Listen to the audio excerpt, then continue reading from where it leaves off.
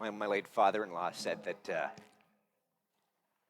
as he aged, what he called hanky time came more easily to him. He was more easily weeping, and I'm noticing that myself as well. There's a line in there. Speak the peace I long to hear. Oh my God! It just undid me.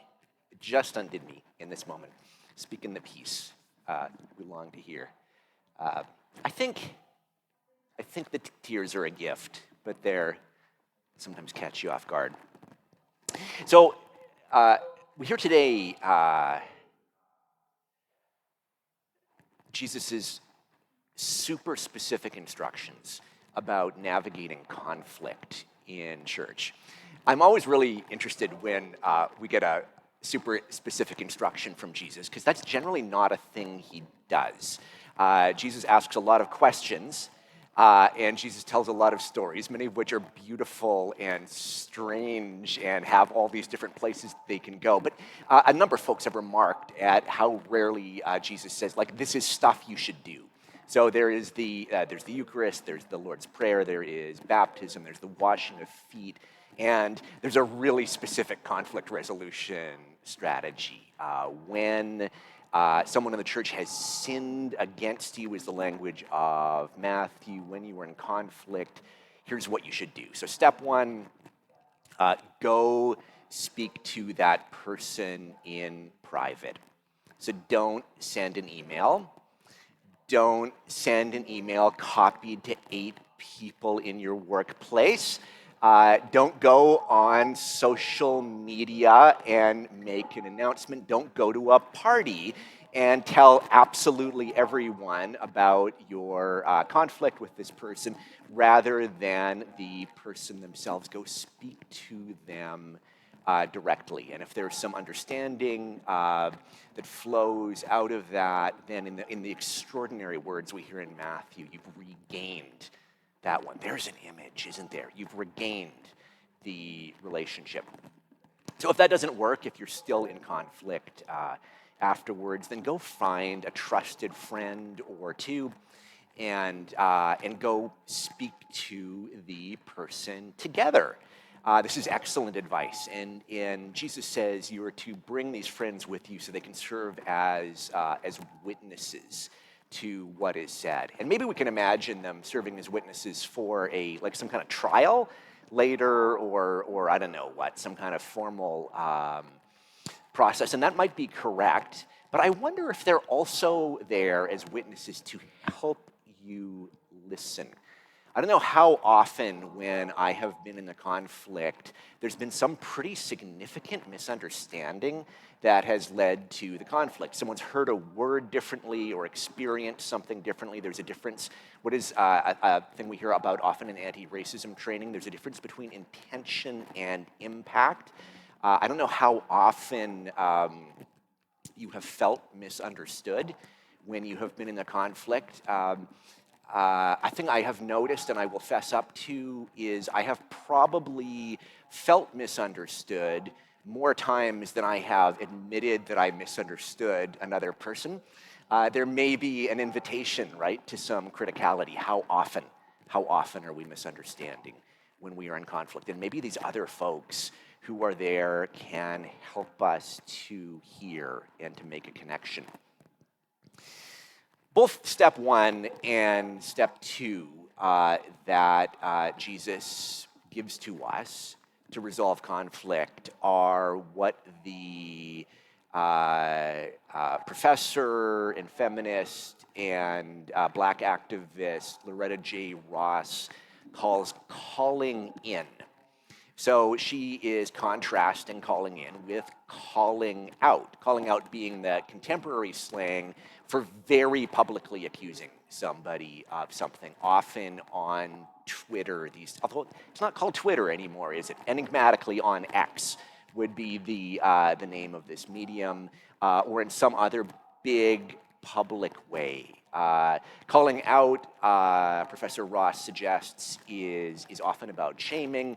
It's often about power. It's often about Schadenfreude, that wonderful German word, taking delight, right, in humiliating another person. It's about winning and losing. Calling in, she suggests, by contrast, is about at least three things, three C's. We have a group at Grace, don't we, called C3. Her three C's are conversation, compassion, and context. Spend a little time with each of them. Conversation, well, here again, is listening, isn't there? Paying attention to another person, telling the truth, and being open to their truth in return. Being open to the possibility that there has indeed been a misunderstanding, or that there might be a reason why you could understand why the one who has sinned against you has behaved as they have done. A conversation is different. This listening and telling the truth is really different than a lot of what passes for debate in our culture, which is to say, while you are talking, I am waiting to say my pre-prepared speech. Right? There's this incredible comeback that I've been fantasizing about over the last week. It's going to be the perfect thing to put you in your place, and I'm just waiting for you to stop so I can say that, right? That's not a conversation. Those are consecutive monologues. And when we call in, we genuinely are open to being surprised, to being changed. We had a vestry retreat Friday evening and Saturday. It was wonderful. Boy, you have a good vestry. Let me say that early and often. Wonderful, wonderful leadership team. And one of the many, many great things that came up this weekend is Deacon Liz said, I hope we can be a community that practices curiosity. I hope we can be curious about Scripture, about one another, and about conflict. When things get hard, what if we said, I wonder what might be happening. Compassion is being open to feeling what your neighbor is feeling. It is being open to saying, this is an experience I recognize. It's something really different than sympathy, which is often sort of this distant Hallmark card kind of thing. I have no idea what that experience is like. It sounds really hard. In compassion, we feel with another person. And context is saying what all has been going on that might lead us to the conflict. I am struck. I contacted multiple people in this community this week to say, I'm sorry to hear about the person you loved who died. An incredible number of people have buried a loved one in the last number of months and over the last year. All of us have gone through or are still going through this generational trauma, which is the pandemic.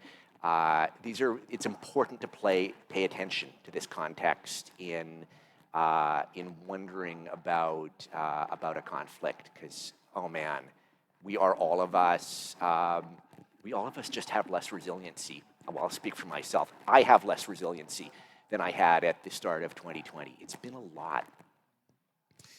These three words, conversation, compassion, and context, are super fun to look up in the dictionary. I'm a little bit of a word nerd, and one of my favorite things in the dictionary is going to the bottom of the entry. I suppose these days you scroll to it, don't you? But back in the old days, you'd keep on reading, and where it tells you the origin of the word. So both, and by both I mean all three, conversation and compassion and context come to us via Middle English and then going back to Latin. The con and the com in every case is with. So a word like companion would be with, and then the pan is bread. So it would be, a companion would be someone you share bread with. And conversation in origin has this connotation of relationship, of intimacy, of shared vulnerability. Compassion is, passion is what Jesus endures on the cross, isn't it? This time of pain, of humiliation, of loss of control, of injustice, of suffering. And in compassion, we share that, we feel that with another. And then context, wait for this one, in origin means to weave together. So imagine having conversations when you were in conflict in which these three characteristics are part of what you do. There is intimacy and vulnerability, there's feeling with, and there is a weaving together. These are what you are to do before you get to step 3, which is the formal complaint, the public complaint, the calling out. Now let's stop here and add a huge footnote or addendum, or I don't know what. It's a really important caveat to throw in here, which is to say absolutely none of this is to say that it's your job to sit still for abuse. Absolutely none of this is to say it's your job to sit still for violence. That's not what Jesus is saying. That is not what Professor Ross is saying. Sometimes someone directs violence your way and you must go immediately to a formal complaint for that. I come out of the performing arts. Now I work in the church. Both institutions have an absolutely disastrous history of protecting abusive men by calling people who've been abused by those men into some kind of reconciliation process. That's not okay. That's turning the other cheek, going the extra mile, being reconciled the way Jesus teaches about today. That's not about smiling while someone kicks you in the pants. It's not what this is. So I want to emphasize that. Here's where this is tricky. Is discerning whether you have a conflict that can be resolved via Jesus's method, via Professor Ross's method, or discerning whether you're in a situation that's closer to abuse can be really quite difficult indeed. And I think at the moment in our culture, we sometimes default to thinking that something may be abuse when it in fact is a difficult conflict. I've noticed over the last several years the increasing use of this word toxic to describe people and situations. And again, as a word nerd, what concerns me about this metaphor is if something is toxic, well, I mean, what do you do with toxic waste? You throw it out, you run away from it, you certainly don't look for reconciliation with it. And there's not a whole lot of room for holding the possibility that you might have contributed in some way to the problem. There's not a lot of room for self-criticality. So I think if we're uncertain whether a conflict can be reconciled, this is a time to draw upon community, to draw upon people whom we love, to draw upon people whom we trust, and say, what do you think? Is it safe and reasonable for me to follow Jesus' method and to engage in conversation with this person? What Jesus tells us to do is hard. Let's name that out loud. It is difficult to follow these instructions, to go directly to the person with whom we are in conflict, who has sinned against us. Oh, and I should say here, I'm interested that Jesus says the person who has sinned against you, and doesn't say who almost assuredly thinks you've sinned against them. Because almost always in a conflict there is this mutuality. I don't think that Jesus doesn't forgive a double negative. I don't think that Jesus doesn't say that because he didn't notice that often both parties think they have sinned against each other. I think actually Jesus is a student of human nature and knows that it's incredibly hard to get people to say yes to mediation, and that if you want to get folks in, it is easier to frame it as the one who sinned against you, and then hold room for the possibility that there is some complexity there. And that complexity is part of what makes this hard. So it's hard to get into conversation with someone whom we're in conflict because I think we're often afraid, because we worry, right? What kind of abuse is going to come our direction? I grew up in a really conflict-avoidant family, and Jesus' advice is sort of counterintuitive for me to take. It feels like it runs contrary to what my dad taught me. Nobody likes being yelled at. No one likes having abuse come their direction. I get around on a bicycle, so I have some familiarity with people swearing at me. That's hard. I think it's hard to have a conversation with someone whom you're in conflict because some unwelcome nuance may show up. You may discover, as I alluded to a moment ago, that you did indeed play some part in the conflict. Very rarely have I been involved in a conflict in which I was in no way responsible. Almost always, I have played a significant part. There's an ambiguity that is going to show up if you have a conversation like this one. Earlier this week, I was talking with Barbara Brecht, who some of you know, and Barbara's a retired social worker and a really wise person. And she said that one of the things that is one of her favorite G.K. Chesterton quotes that she often shares with her clients in her work is that maturity is the capacity to hold ambiguity, and that is why so few people are mature. I've been thinking about that all week. We discover ambiguity in a conversation with a neighbor. And I think last of, I don't know if I had a third point. I'm losing my track a little bit here. But I think there is, in a conversation like this one, that's the third thing. It came back to me, Liz. Goodness gracious, I didn't have to be prompted. I'm relieved. I think also in having a conversation like this, we have to let go of our narrative of heroes and villains, which are really seductive. It is really seductive to tell a story in which someone is entirely responsible for a conflict and someone else is entirely innocent. I don't know if as a child you ever told a story to a teacher about someone who had wronged you.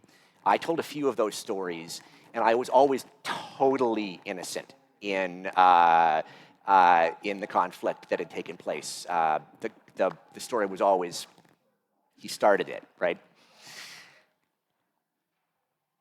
Here's the good news. As hard as what Jesus is asking us to do, it can be transformative. It can be transformative. My experience is when I overcome kind of what I learned from my father and when I have braved talking directly with someone with whom I am in conflict, it has almost always, or as often, when they have braved talking to me, sometimes I have not been the one brave enough to start the conversation, it's almost always been a relief. It's almost always been less stress than I was experiencing trying to avoid the conversation and trying to worry about what would happen. The second piece of good news is you don't have to do this conversation by yourself, not even at the first step. Jesus is with you. We hear these famous words today, when 2 or 3 are gathered, I am in the midst of them. Beautiful words, words of comfort. And we often hear them and say them about church. So if you go to a poorly attended service, you say, well, when 2 or 3 are together, Jesus is in the midst of them. But notice in origin, these words come when talking about conflict. When 2 or 3 are gathered together in conflict, Jesus is in the midst of them. And last of all, there's an assumption that underlies Jesus' teaching. and that is that we are not to give up on our neighbors. We are not to sever a relationship except as a very last resort. We are not to just sort of kick someone to the curb. There's big work to be done before we get to that point. And often when we do this work of speaking directly with someone who has sinned against us and who reckons that we have sinned against them, we will regain them. Amazing word. We will regain relationship. We will be reconciled. We will understand. We will learn about ourselves, and then we may be renewed. This regaining is part of what Jesus is talking about when he invites us to be part of the kingdom of God.